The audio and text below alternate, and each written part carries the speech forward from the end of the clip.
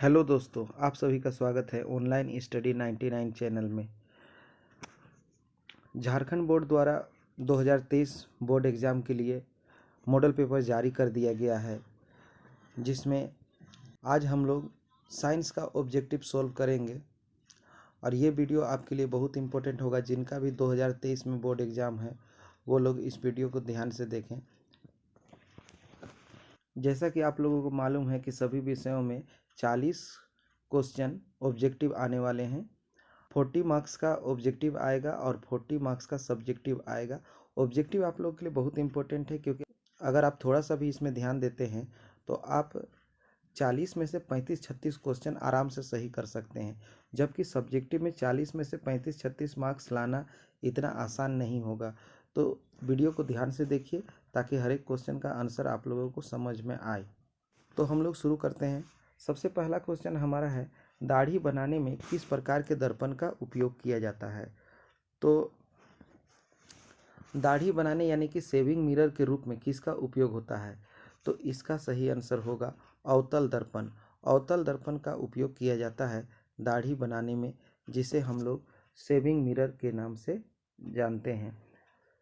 इसको इंग्लिश में concave mirror भी कहते हैं। चाहे आप हिंदी मीडियम के हों या इंग्लिश मीडियम के हों, इस वीडियो को देख सकते हैं और प्रश्नों का उत्तर याद कर सकते हैं। नेक्स्ट क्वेश्चन है हमारा क्वेश्चन नंबर 2। इसमें दिया है, गोलीय दर्पण में फोकस दूरी एवं वक्रता त्रिज्या के बीच संबंध। तो फोकस दूरी यानी कि फोकल लेंथ और वक्रता त्रिज्या रेडियस ऑफ कर्वेचर, दोनों में क्या संबंध है। तो इसमें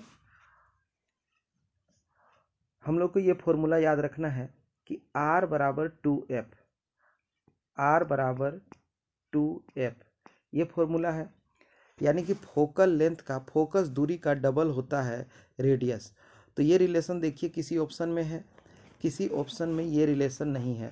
तो अब F का वैल्यू देखिए, F बराबर क्या होगा। अगर इसको हम लोग सिंपल करें तो F बराबर R/2 लिख सकते हैं। तो ऐसा ऑप्शन किस में मिल रहा है, ऐसा ऑप्शन बी में है। तो बी होगा F बराबर R/2। लेकिन आप लोगों को ध्यान में रखना होगा कि R बराबर 2F भी ऑप्शन में दिया हुआ रह सकता है। इसके बाद हम लोग क्वेश्चन नंबर 3 कर लेते हैं। क्वेश्चन नंबर 3 में क्या है, प्रकाश के अपवर्तन की क्रिया में कौन सी भौतिक राशि अपरिवर्तित रहती है। यानी कि रिफ्रैक्शन ऑफ लाइट में कौन सा फिजिकल क्वांटिटी अनचेंज हो रहता है। तो इसमें हम लोग देख सकते हैं कि जो आवृत्ति है, ऑप्शन नंबर ए, आवृत्ति अनचेंज रहता है। आवृत्ति का मतलब हो गया फ्रीक्वेंसी। फ्रीक्वेंसी नहीं बदलता है जब भी अपवर्तन होता है, यानी कि रिफ्रैक्शन होता है। क्योंकि रिफ्रैक्शन में क्या क्या बदलता है, रिफ्रैक्शन में आपका बदल जाता है, स्पीड बदल जाता है। स्पीड ऑफ लाइट, प्रकाश का वेग चेंज होने के कारण ही रिफ्रैक्शन होता है। इसमें और भी बात आपको ध्यान में रखना है, जैसे क्वेश्चन चेंज भी हो सकता है। रिफ्रैक्शन क्या है, देखिए कि जब लाइट एक मीडियम से दूसरे मीडियम में एंटर करता है, जैसे ऊपर में यहाँ पर आप देख सकते हैं, ऊपर में जो मीडियम है ये है एयर, ऊपर में जो मीडियम है ये है एयर, और नीचे में जो मीडियम है ये है वाटर। यानी कि एयर से वाटर में, तो जब भी लाइट एयर से वाटर में जाएगा, यानी कि विरल माध्यम से सघन माध्यम में जाएगा, तो अभिलंब की ओर झुक जाएगा। ये भी क्वेश्चन पूछा जा सकता है कि जब लाइट विरल माध्यम से सघन माध्यम में जाता है तो किस ओर झुक जाता है, तो ये होगा अभिलंब की ओर झुक जाता है। लेकिन अगर उल्टा पूछे, सघन माध्यम से विरल माध्यम में, तो अभिलंब से दूर हट जाता है। यानी कि जब रेयरर से डेंसर में जाएगा तो नॉर्मल की तरफ बेंड हो जाएगा, और जब डेंसर से रेयरर में जाएगा तो नॉर्मल से दूर हट जाएगा। तो ये भी बात आप लोगों को ध्यान में रखना है, इस क्वेश्चन में आ सकता है क्वेश्चन।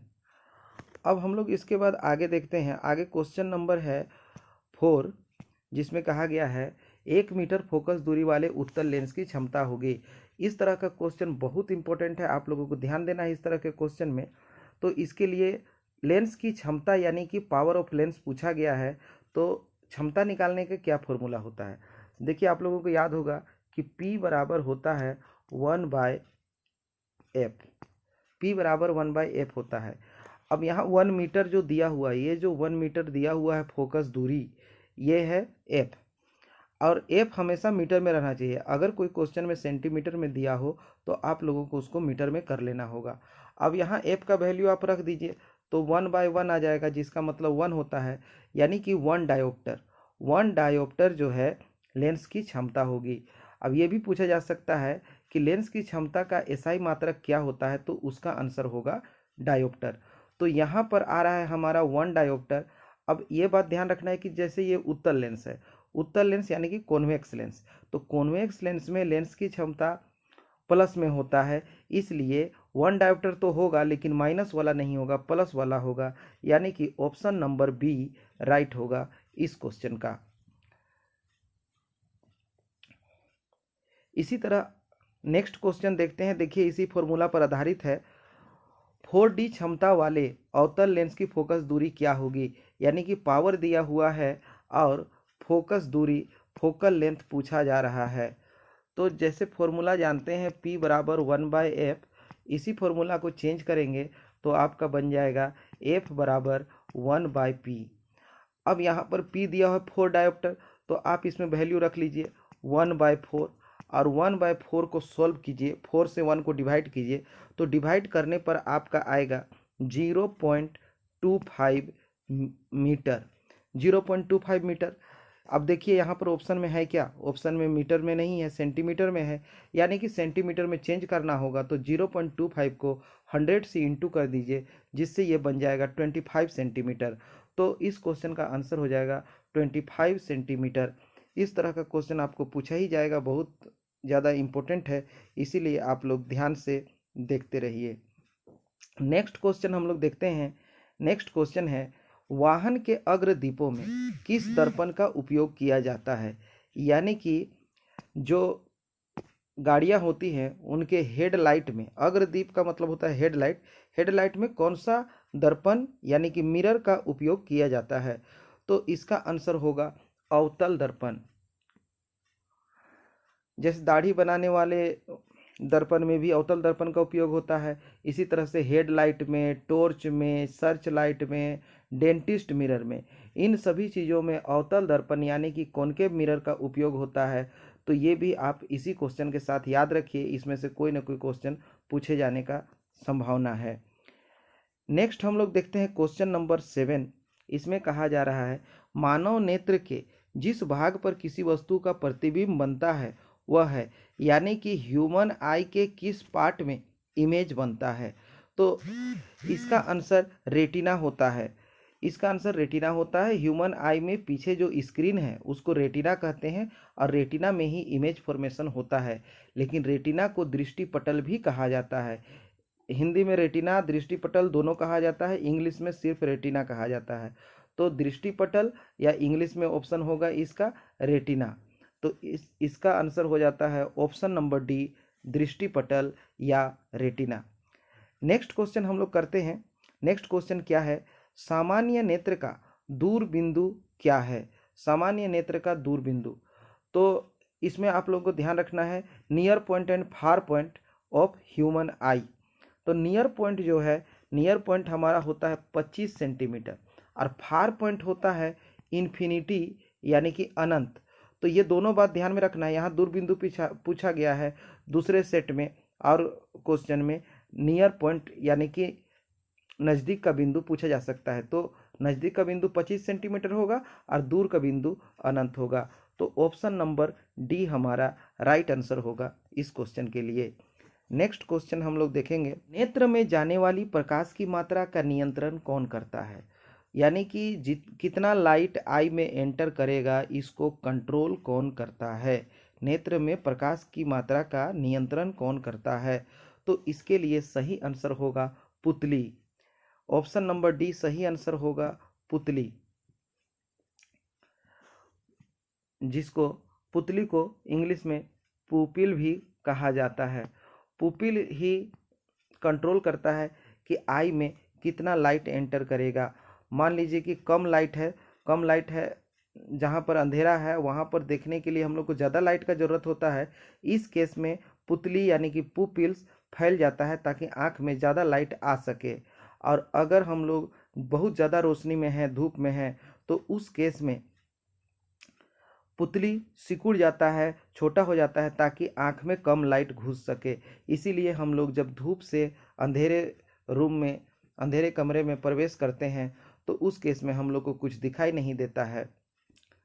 अब हम लोग क्वेश्चन नंबर 10 करते हैं। क्वेश्चन नंबर 10 है, मानव नेत्र में प्रतिबिंब की प्रकृति क्या होती है? यानी कि जो आई है उसमें जो इमेज बनता है वो इमेज कैसा होता है? तो आँख में बनने वाला इमेज उल्टा एवं वास्तविक होता है, जिसको हम लोग रियल एंड इन्वर्टेड भी बोलते हैं। इंग्लिश में रियल एंड इन्वर्टेड होगा, हिंदी में होगा उल्टा एंड वास्तविक। और एक बात ध्यान रखिएगा आप कि उल्टा और वास्तविक एक साथ होगा, सीधा और आभासी एक साथ होगा। जैसे यहाँ पर ऑप्शन बी लिखा है उल्टा आभासी, ये कभी नहीं होता है, सीधा वास्तविक कभी नहीं होता है। तो इस क्वेश्चन का आंसर, क्वेश्चन नंबर 10 का आंसर हमारा आएगा डी, उल्टा एवं वास्तविक। क्वेश्चन नंबर 11, 1 kWh निम्न में से किसकी इकाई है? यानी कि 1 किलोवाट आवर किसका यूनिट है? तो किलोवाट जो आवर है ये होता है ऊर्जा का, ये यूनिट होता है ऊर्जा का, आप लोग को ध्यान रखना है। और किस प्रकार का ऊर्जा? तो व्यावसायिक ऊर्जा का मात्रक होता है।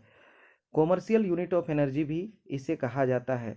देखिए वाट किसका है? शक्ति, शक्ति यानी कि पावर, अब पावर का यूनिट होता है वाट, तो शक्ति का हो गया वाट। अब बल यानी कि फोर्स, फोर्स का न्यूटन होता है। और विद्युत धारा, विद्युत धारा का एम्पियर होता है। तो ऊर्जा के लिए यूनिट है 1 किलोवाट आवर। जैसे इलेक्ट्रिसिटी का जो बिल आता है उसमें जो यूनिट कहा जाता है वही यूनिट को 1 किलोवाट आवर भी कहा जाता है। नेक्स्ट क्वेश्चन हम लोग करते हैं, कूलम किसका एसआई मात्रक है? तो कूलम एसआई मात्रक है विद्युत आवेश का। आवेश यानी कि चार्ज, चार्ज का एसआई यूनिट कूलम होता है। उसी को कहते हैं कि विद्युत आवेश का एसआई मात्रक है कूलम। तो क्वेश्चन नंबर 12 का आंसर हो जाएगा विद्युत आवेश या इलेक्ट्रिक चार्ज। नेक्स्ट क्वेश्चन है हमारा क्वेश्चन नंबर 13, विद्युत मोटर एक युक्ति है जो परिवर्तित करती है। देखिए विद्युत मोटर में क्या होता है? विद्युत मोटर में जब हम लोग करंट देते हैं तो मोटर घूमने लगता है। तो जब उसमें इलेक्ट्रिसिटी देते हैं तब घूमने का काम होता है। घूमने को हम लोग बोल सकते हैं यांत्रिक ऊर्जा। और इसमें विद्युत ऊर्जा जब तक नहीं देंगे, यानी कि इलेक्ट्रिसिटी जब तक नहीं देंगे तब तक मोटर नहीं घूमेगा। इसका मतलब है कि विद्युत ऊर्जा यांत्रिक ऊर्जा में परिवर्तित होती है। तो विद्युत मोटर में आप लोगों को ध्यान रखना है कि विद्युत मोटर में विद्युत ऊर्जा यांत्रिक ऊर्जा में परिवर्तित होगी, यानी कि electrical energy changes into mechanical energy. Next question है क्वेश्चन नंबर 14, जल का विद्युत अपघटन किस प्रकार की अभिक्रिया है? तो जल का विद्युत अपघटन यानी कि इलेक्ट्रोलिसिस ऑफ वाटर। तो इलेक्ट्रोलिसिस ऑफ वाटर किस प्रकार का रिएक्शन है? देखिए यहाँ ऑप्शन है संयोजन अभिक्रिया, वियोजन अभिक्रिया, विस्थापन अभिक्रिया, द्विविस्थापन अभिक्रिया। इसका आंसर होगा वियोजन अभिक्रिया। वियोजन अभिक्रिया जिसको डिकम्पोजिशन रिएक्शन भी कहते हैं, जो जल का विद्युत अपघटन के लिए है। देखिए जल का विद्युत अपघटन होता है तो क्या होता है? H2O में जब इलेक्ट्रोलिसिस हम कराते हैं यानी कि विद्युत अपघटन कराते हैं तो हाइड्रोजन ऑक्सीजन दोनों अलग अलग हो जाता है, दोनों टूट जाता है, यानी कि ये चेंज हो जाता है H2 प्लस O2 में, जिसमें कि 2H2O लेना पड़ता है। और यहाँ पर दो मॉलिक्यूल हाइड्रोजन गैस का और एक मॉलिक्यूल ऑक्सीजन गैस का रिलीज होता है, यानी कि ये रिएक्शन है वियोजन अभिक्रिया। ऑप्शन नंबर बी सही है। इसमें एक बात और भी आप लोगों को ध्यान में रखना है कि कभी कभी इसमें क्वेश्चन पूछ लिया जाता है कि हाइड्रोजन गैस कौन से इलेक्ट्रोड में रिलीज होता है और ऑक्सीजन गैस किस में रिलीज होता है।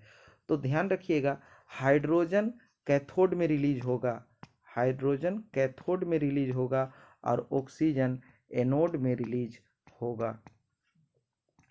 अब इसको भी याद रखने का बहुत आसान तरीका है। देखिए आप ग्रामर जानते ही हैं, जैसे वोवेल को वोवेल से कनेक्ट कर लीजिए और कॉन्सोनेंट को कॉन्सोनेंट से कनेक्ट कर लीजिए। ए ई आई ओ यू भी वोवेल होता है, तो इसमें देखिए ओ वोवेल है और ए भी वोवेल है, इसलिए दोनों वोवेल जो है एक साथ आ जाएगा। इसी तरह से ये ट्रिक है इसको याद रखने का। और हाइड्रोजन, हाइड्रोजन देखिए एच, एच होता है कॉन्सोनेंट, और कैथोड, कैथोड का, कैथोड को हम लोग लिखते हैं सी से, तो कैथोड भी सी भी होता है कॉन्सोनेंट। दोनों कॉन्सोनेंट एक साथ मिला दीजिए, इससे आप याद रख सकते हैं।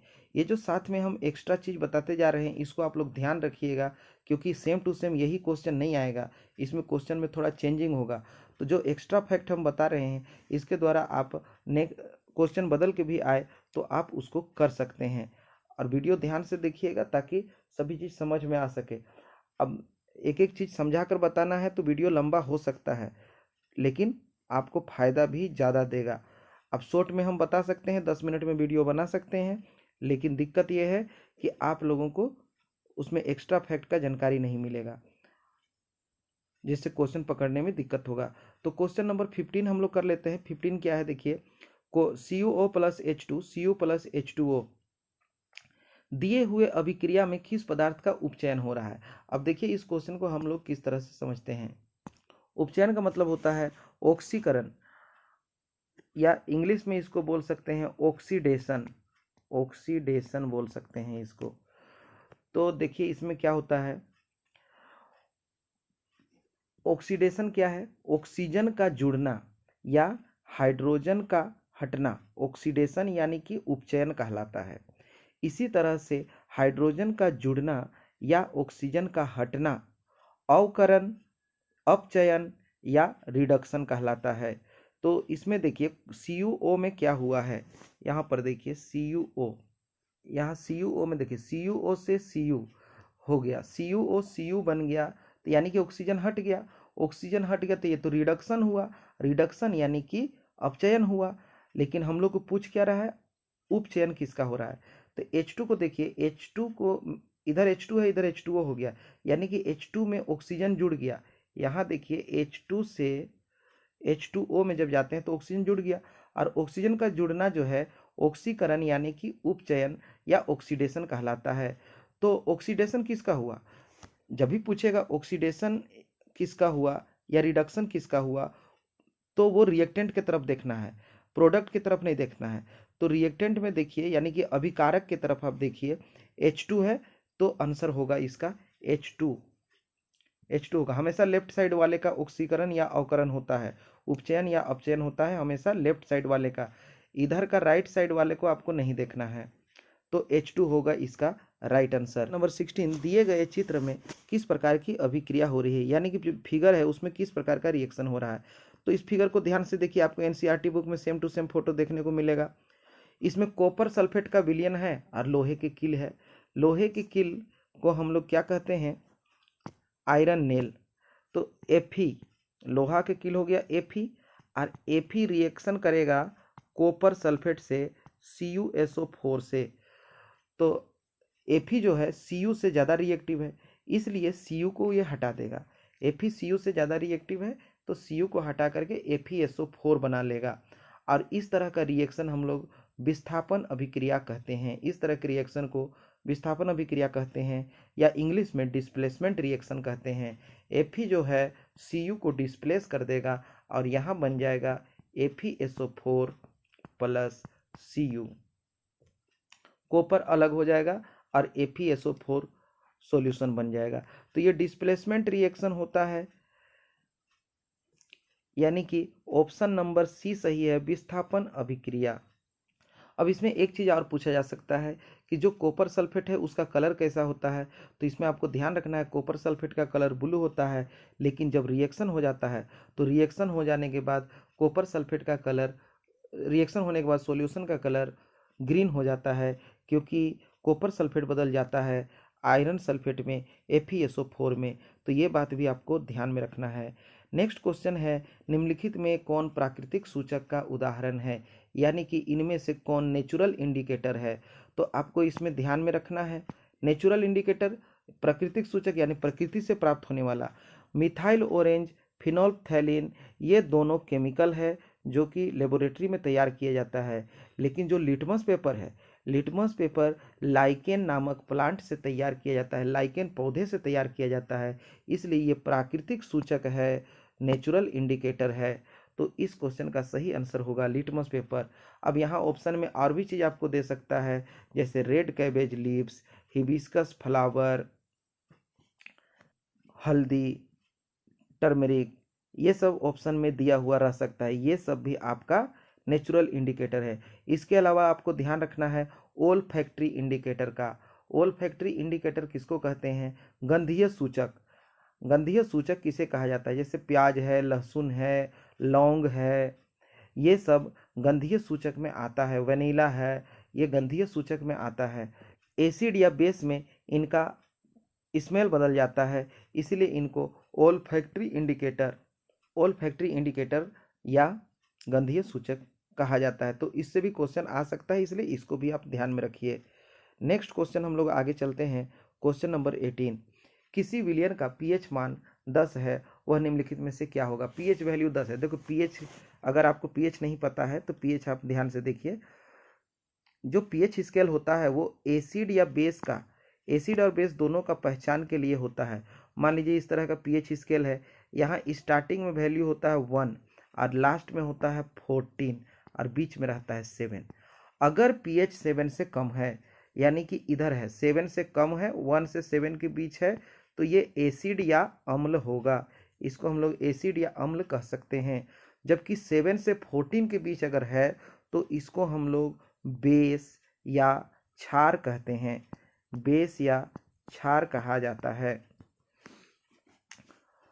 तो यहाँ देख लीजिए क्वेश्चन में कितना है, क्वेश्चन में 10 है, तो 10 7 से 14 के बीच आएगा तो ये बेस यानी कि क्षार होगा। तो ऑप्शन नंबर डी सही होगा। 7 अगर किसी का रहता है तो 7 उदासीन कहलाता है, यानी कि न्यूट्रल कहलाता है। तो पीएच स्केल भी बहुत इंपॉर्टेंट है, पीएच स्केल से आपको क्वेश्चन आने का संभावना है।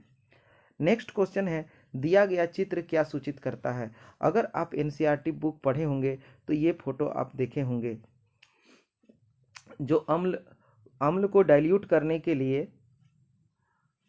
उसमें वाटर मिलाने का जो प्रोसेस दिया गया है बुक में, एसिड बेस में, वहीं पर ये फोटो दिया गया है। और इस फोटो का क्या मतलब होता है? इस फोटो का यही मतलब होता है, ये चेतावनी रहता है, किसी भी केमिकल के ऊपर लगा हुआ रहता है कि उस केमिकल को डायरेक्टली हम लोग को टच नहीं करना है।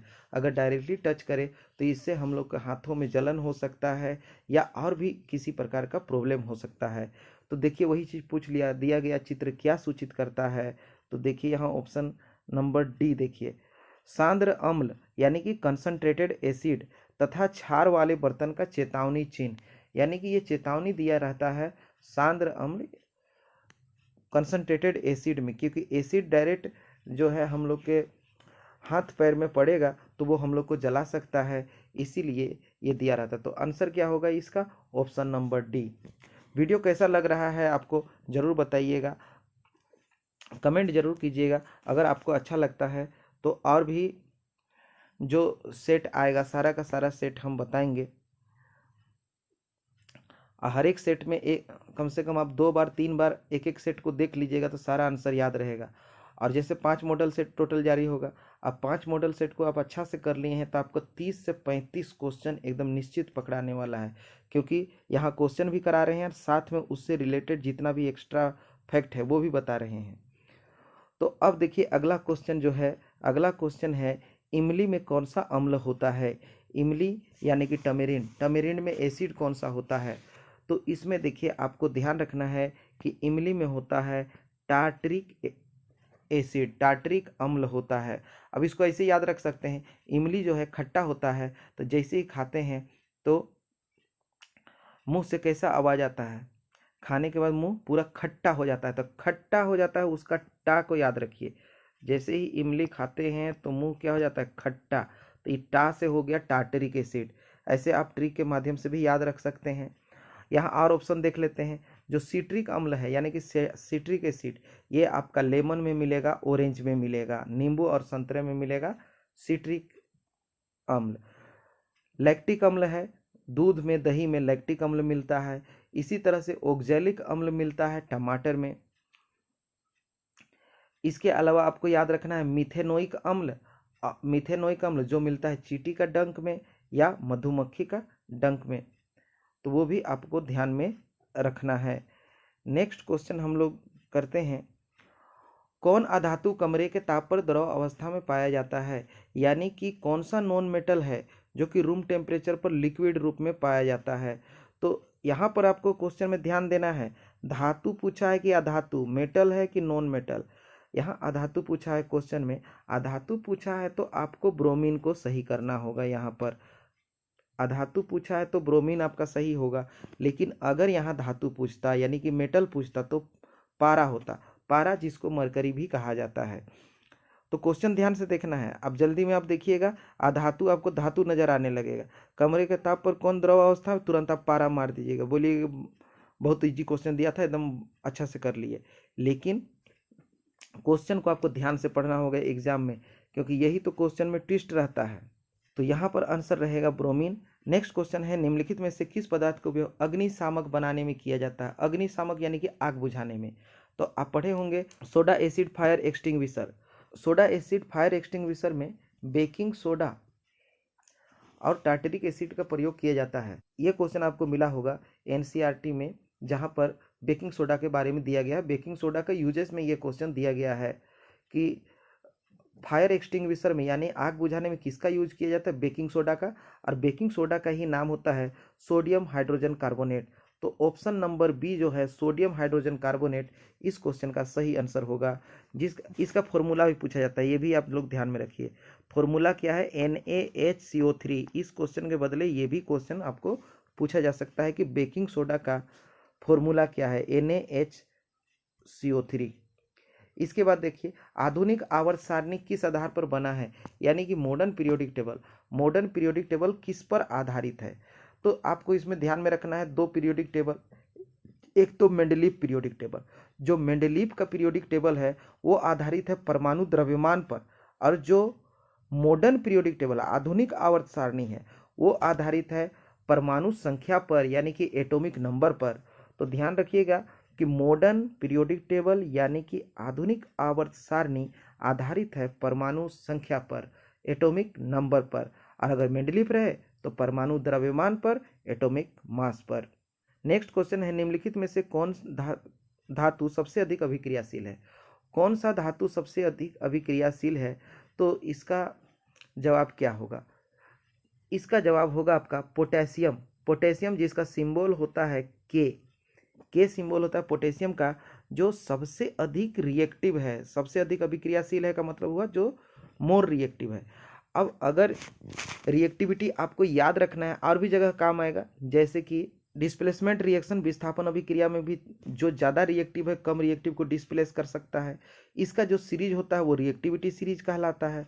ऊपर में जो रहेगा वो ज़्यादा रिएक्टिव होगा और नीचे वाला कम रिएक्टिव होगा। सीरीज याद करना है तो आप एक ट्रिक याद रख सकते हैं, इस ट्रिक को ध्यान से याद रखिए जिससे आपको याद रहेगा कि कौन ज़्यादा रिएक्टिव है। तो ट्रिक को ध्यान से सुनिए आप, क्या है, कुत्ते ने काटा, कुत्ते ने काटा, मोगली, अले, जिंदगी, फटी पुरानी हो चुकी है, आगे और पढ़ो, आगे और पढ़ो। देखिए इसमें क्या है, कुत्ते ने काटा, कुत्ते ने काटा, मोगली, अले, जिंदगी, फटी पुरानी हो चुकी है, आगे आगे और पढ़ो। तो इसमें जो सबसे नीचे है वो सबसे कम रिएक्टिव है, जो सबसे ऊपर है वो ज़्यादा रिएक्टिव है। ऊपर में जो है वो नीचे वाले को विस्थापित कर सकता है, लेकिन नीचे वाला ऊपर वाला को नहीं कर सकता। तो यहाँ सबसे पहले देखिए के सबसे ऊपर है, इसीलिए सबसे अधिक अभिक्रियाशील जो धातु है वो है पोटेशियम। तो क्वेश्चन नंबर 24 का आंसर होगा पोटेशियम। अब हम लोग चलते हैं नेक्स्ट क्वेश्चन के लिए।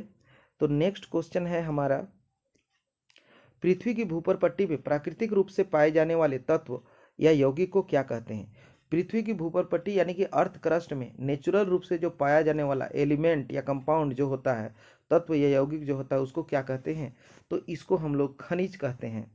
इसको खनिज कहते हैं। इसका आंसर खनिज होगा। खनिज यानी कि इंग्लिश में कहते हैं मिनरल। और अगर पूछा जाए कि जो खनिज पाया जाता है, अगर उस खनिज में किसी खास धातु की मात्रा अधिक हो, उसे क्या कहते हैं? तब जवाब होता अयस्क। तब उसको अयस्क या और कहा जाता है। और जो उसके साथ में इम्प्योरिटी पाया जाता है, जो गंदगी पाया जाता है, उसको गैंग कहते हैं।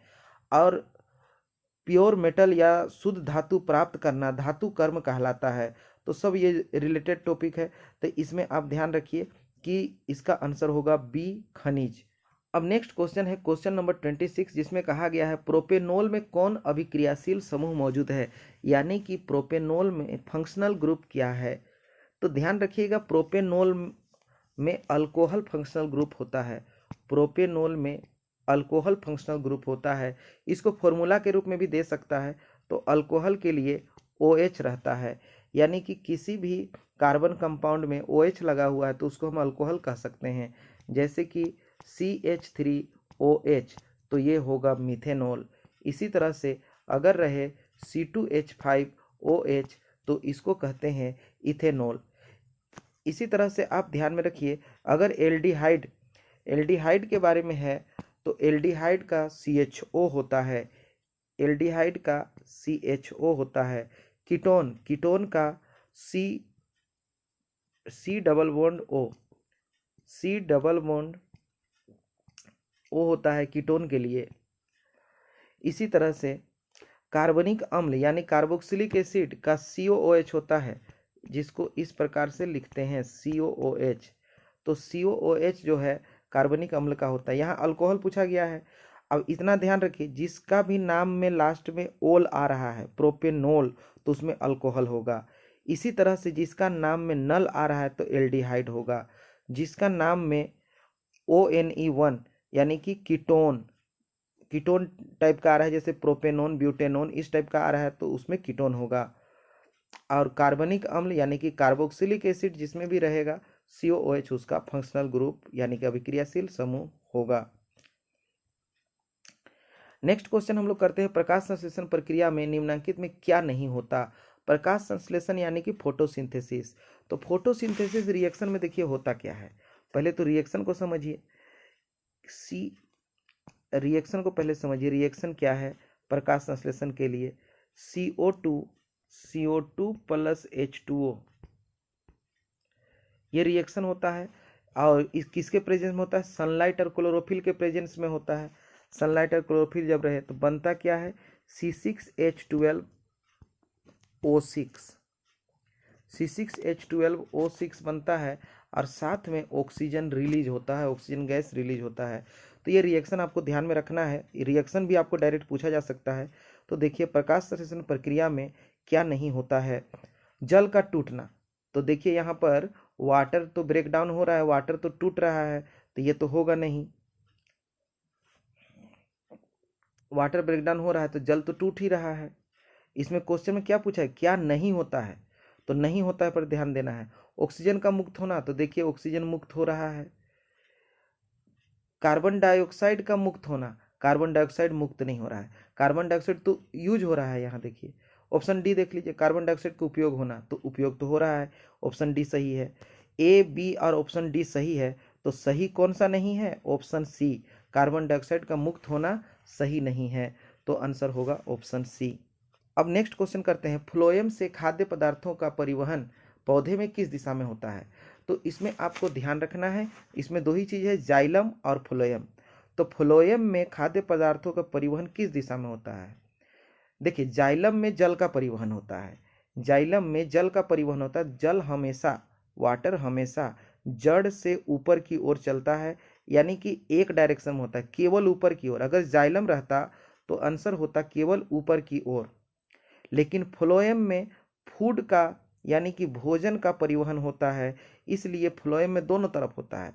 जैसे फूड कहाँ बनेगा? पत्ता में बनेगा, तो पत्ता से ऊपर भी उसको जाना है, ऊपर भाग में भी जाना है, नीचे भाग में भी जाना है, इसलिए डायरेक्शन दोनों ओर होता है, ऊपर और नीचे दोनों ओर होता है। तो 28 नंबर क्वेश्चन का आंसर होगा ऊपर और नीचे दोनों ओर। और इसमें यह भी पूछा जाता है फ्लोएम में किसका परिवहन होता है। तो ध्यान रखिए, फ्लोएम में भोजन का होता है और जाइलम में वाटर का होता है, जल का होता है। याद कैसे रखिएगा? याद ऐसे रखिए कि जाइलम, जाइलम ज से हो रहा है और ज से ही होता है जल। इसी तरह से फ्लोएम, फ्लोएम फ से होता है और फ से ही होता है फूड, यानी कि फ्लोएम में फूड यानी कि भोजन का परिवहन होता है, जाइलम में जल का परिवहन होता है। अब आगे हम लोग चलते हैं, वृक्क की रचनात्मक तथा क्रियात्मक इकाई को क्या कहते हैं? वृक्क यानी कि किडनी, तो किडनी का जो स्मॉलेस्ट यूनिट होता है, जो उसका रचनात्मक और क्रियात्मक इकाई है, उसको क्या कहा जाता है? उसको कहा जाता है वृक्कक, उसको कहा जाता है वृक्कक। इसको इंग्लिश में कहते हैं नेफ्रॉन, नेफ्रॉन। तो किडनी का जो स्मॉलेस्ट फंक्शनल यूनिट है उसको नेफ्रॉन कहा जाता है, हिंदी में इसको वृक्कक कहा जाता है। तो ये भी आपको ध्यान में रखना है। नेक्स्ट क्वेश्चन चलते हैं, अब कर लेते हैं क्वेश्चन नंबर 30। फल को पकाने के लिए कौन सा हार्मोन उत्तरदायी है? तो फलों को पकाने के लिए जो हार्मोन उत्तरदायी है वो है इथिलीन। इथिलीन जो हार्मोन है इसका फलों को पकाने में उपयोग होता है, और फलों में, पके फल में इथिलीन की मात्रा बहुत अधिक होती है। जब फल कच्चा होता है तो इथिलीन की मात्रा बहुत कम उसमें प्रेजेंट रहती है, लेकिन जब फल पक जाता है तो उसमें इथिलीन की मात्रा बढ़ जाती है। साइटोकाइनिन जो हार्मोन है ये फलों को बढ़ाने के लिए उत्तरदायी है। नेक्स्ट है एस्ट्रोजन स्रावित होता है। तो एस्ट्रोजन एक सेक्स हार्मोन है। सेक्स हार्मोन मेल और फीमेल में अलग अलग होता है। फीमेल का सेक्स हार्मोन एस्ट्रोजन कहलाता है, जो कहाँ से रिलीज होता है? तो फीमेल में अंडाशय के द्वारा एस्ट्रोजन रिलीज होता है। थायराइड से थायरोक्सिन हार्मोन रिलीज होता है, जो गला में होता है। विरिसन यानी कि टेस्टिस, टेस्टिस मेल में होता है, जहाँ से मेल हार्मोन टेस्टोस्टेरोन रिलीज होता है। ये भी पूछा जा सकता है, इसको भी ध्यान रखिएगा कि विरिसन के द्वारा जो हार्मोन रिलीज होता है जिसको कहा जाता है टेस्टोस्टेरोन, टेस्टोस्टेरोन कहा जाता है, जो विरिसन यानी कि टेस्टिस से रिलीज होता है, जो कि मेल सेक्स हार्मोन है। इसी तरह एस्ट्रोजन फीमेल सेक्स हार्मोन है। एक और आपको ध्यान में रखना है प्रोजेस्टेरोन, प्रोजेस्टेरोन भी फीमेल सेक्स हार्मोन है। अब नेक्स्ट क्वेश्चन है, नर युग्मक और मादा युग्मक के संलयन को क्या कहते हैं? यानी कि मेल गैमेट और फीमेल गैमेट का जो लयन होता है उसको क्या कहते हैं? फ्यूजन होता है। मेल गैमेट फीमेल गैमेट का फ्यूजन को क्या कहते हैं? तो नर युग्मक और मादा युग्मक का संलयन जो है निषेचन कहलाता है। ऑप्शन नंबर बी सही होगा, निषेचन। इसको इंग्लिश में कहते हैं फर्टिलाइजेशन, फर्टिलाइजेशन भी कहा जाता है। तो male gamete female gamete fertilization, Hindi English दोनों में बता रहे हैं ताकि जो इंग्लिश मीडियम के बच्चे हैं वो भी आसानी से इस वीडियो के द्वारा समझ सकते हैं। दिए गए चित्र में कौन सा जनन हो रहा है? तो ये आप रिप्रोडक्शन चैप्टर में पढ़े होंगे। अलैंगिक जनन हो रहा है, और अलैंगिक जनन का कौन सा टाइप है? तो अलैंगिक जनन में ये मुकुलन हो रहा है। अलैंगिक जनन में इसमें मुकुलन हो रहा है। ये हाइड्रा है। अब हाइड्रा में से ये छोटा सा मुकुल निकल रहा है, और ये मुकुल थोड़ा बड़ा हो जाएगा तो यहाँ से ये टूट जाएगा और ये अलग से जीवित हो जाएगा। इस प्रक्रिया को हम लोग मुकुलन कहते हैं, और इंग्लिश में बडिंग कहा जाता है। तो देखिए यहाँ पर ऑप्शन में होना चाहिए मुकुलन, तो मुकुलन जो है ऑप्शन ये यहाँ पर राइट आंसर होगा। इसके बाद नेक्स्ट क्वेश्चन हम लोग देखते हैं, पक्षी और चमगादड़ के पंख हैं। देखिए इस क्वेश्चन को भी आपको ध्यान से समझना है, क्योंकि इसमें और बहुत सारा क्वेश्चन छुपा हुआ है। पक्षी और चमगादड़ दोनों का पंख उड़ने के काम में आता है, लेकिन दोनों का बनावट सेम नहीं है। बनावट सेम नहीं है, केवल काम सेम है। काम एक ही है, लेकिन उसका उत्पत्ति अलग तरीके से हुआ है। उत्पत्ति अलग अलग है, स्ट्रक्चर अलग अलग है, जबकि काम सेम है। तो इसको हम लोग समरूप अंग या एनालोगस ऑर्गन कहते हैं। समरूप अंग या एनालोगस ऑर्गन कहते हैं। इसी तरह से मान लीजिए पक्षी का पंख और मानव का हाथ, ये दोनों है, तो दोनों का बनावट एक जैसा है लेकिन काम अलग अलग है। बनावट एक जैसा है, काम अलग अलग है, तो उसको कहा जाता है समजात अंग। उसको कहा जाता है समजात अंग। समजात अंग का मतलब हुआ कि काम अलग अलग है, बनावट सेम है। इंग्लिश में समजात अंग को होमोलोगस ऑर्गन कहते हैं, और समरूप को एनालोगस ऑर्गन कहते हैं। तो यहाँ जो पूछा गया पक्षी और चमगादड़ का पंख में, जिसमें दोनों का उड़ने का काम है, यानी कि दोनों का सेम काम है लेकिन स्ट्रक्चर अलग अलग है, तो समरूप अंग होगा। तो ऑप्शन देखिए यहाँ ध्यान से, समरूप अंग कहीं भी नहीं है, समजात अंग है। तो समजात अंग में तो ये आएगा नहीं, तो समजात में नहीं आएगा, तो ये ऑप्शन नंबर डी में आएगा, असंजात अंग, यानी कि असमजात अंग। समजात नहीं है, समरूप है। इसके बदले ऑप्शन में आपको समरूप भी दिया हुआ रह सकता है। नेक्स्ट क्वेश्चन है, मेंडल अपने प्रयोग के लिए किस पौधे को चुना? तो ये मेंडल जितना भी अपना एक्सपेरिमेंट किए थे, सारा एक्सपेरिमेंट मटर के पौधे पर किए थे। तो ये आपको ध्यान में रखना है कि मेंडल ने किस पौधे पर प्रयोग किया? मटर के पौधे पर, यानी कि पी प्लांट पर कार्य किया। इसके बाद नेक्स्ट क्वेश्चन देखते हैं, निम्नलिखित में कौन उत्पादक है? उत्पादक यानी कि प्रोड्यूसर। तो जो फूड चेन होता है, यानी कि जो खाद्य श्रृंखला होता है, खाद्य श्रृंखला का मतलब क्या होता है कि कौन जानवर किसको खाता है। जैसे कि मान लीजिए घास है, तो घास को कौन खाता है? घास को खाता है कीट। और कीट को कौन खाता है? तो कीट को खाता है मेंढक। मेंढक को कौन खाता है? मेंढक को खाता है सांप। सांप को कौन खाता है? सांप को खाता है ईगल। तो इस तरह से जो बन रहा है, घास, कीट, मेंढक, सांप, इस तरह से जो चेन बन रहा है, जो श्रृंखला बन रहा है, इसको खाद्य श्रृंखला कहा जाता है या फूड चेन कहा जाता है। इसमें उत्पादक कौन होता है? तो उत्पादक ग्रीन प्लांट को कहा जाता है। जो जितने भी हरे पौधे होते हैं सभी उत्पादक या प्रोड्यूसर कहलाते हैं। तो इसमें हम लोग को देखना है कि हरा पौधा कौन है। देखिए, सांप है, मेंढक है, घास है, ग्रास होपर है। तो इसमें घास जो है ग्रीन प्लांट है, हरा पौधा है, तो वही उत्पादक कहलाएगा। इसके बाद दूसरा क्वेश्चन भी आहार श्रृंखला पर ही आधारित है। किसी आहार श्रृंखला में शाकाहारी का निर्माण होता है। अब शाकाहारी किसको कहते हैं? जो प्लांट खाते हैं, प्लांट को खाने वाले लोग शाकाहारी कहलाते हैं। अब ये कौन से पोषी स्तर का है, यानी कि कौन सा ट्रोपिक लेवल का है? First trophic level, second trophic level, third trophic level और फोर्थ ट्रोपिक लेवल। तो यहाँ पर हम लोग देख सकते हैं, जो पहला जो होता है, जैसे उत्पादक कौन होता है? घास या प्लांट जो भी है, तो वो प्रथम पोषी स्तर कहलाएंगे, फर्स्ट ट्रोपिक लेवल। अब इसके बाद घास को जो खाने वाला होगा, जैसे बकरी घास को खाती है तो शाकाहारी होती है। जो घास को खाएगा वो शाकाहारी कहलाएगा, तो बकरी शाकाहारी है। तो बकरी कौन से नंबर पर आ रहा है? दूसरे नंबर पर आ रहा है, क्योंकि पहला नंबर पर तो उत्पादक आएगा, घास पहला नंबर पर हुआ, प्रथम पोषी स्तर, तो बकरी हो जाएगा द्वितीय पोषी स्तर। इसी तरह से किसी भी तरह का शाकाहारी जो जानवर होते हैं, जो भी शाकाहारी लोग होते हैं, वो द्वितीय पोषी स्तर, सेकेंड ट्रोपिक लेवल के होंगे। तो हम लोग का ऑप्शन कौन सा होगा? द्वितीय पोषी स्तर।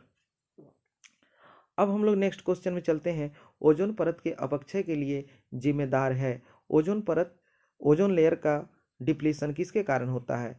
तो ये CFC, क्लोरोफ्लोरोकार्बन, ये CFC यानी कि क्लोरोफ्लोरोकार्बन से होता है। तो ये आपको ध्यान रखना है। CFC का फुल फॉर्म भी आपको पूछा जा सकता है, क्लोरोफ्लोरोकार्बन। ध्यान में रखिएगा, जो